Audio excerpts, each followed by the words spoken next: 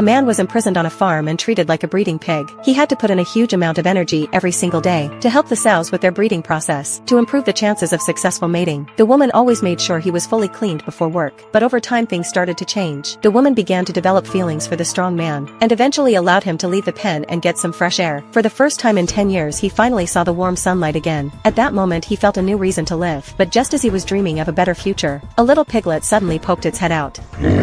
He was so startled he nearly passed out. He couldn't believe he had the ability to talk to animals. Before he could fully grasp what was happening, the farm owner walked over holding a hammer. He wanted to test the man's loyalty, so he ordered him to take down the sow in front of him. Seeing the companion he lived with day and night, he just couldn't bring himself to do it. He even tried to plead for the sow's life. His compassion deeply moved the farm owner, and for the first time he was invited to have dinner at the table. Later, while taking a walk after dinner, Jim stumbled across something in a pile of junk. It was his beloved car from the past. Then one day, he spotted a chance to escape, but unfortunately, he was caught right as the engine started. He knew it would be even harder to escape next time, but the talking piglet didn't agree with that. It kept reminding Jim again and again to run when the merchant came to collect rent, but Jim never took the advice seriously. Left with no choice, the piglet grabbed a pair of pliers from the toolbox. Jim saw hope and quickly unlocked his chains. He waited for the right moment during a trade between the buyer and the farm owner, and quietly slipped into the truck. Just like that, he managed to escape that living nightmare with the merchant, but the road was bumpy and rough. Jim took the chance and shook the truck with all his strength, until he flipped it over completely. Then he quickly gathered all the piglets, and ran deep into the forest together.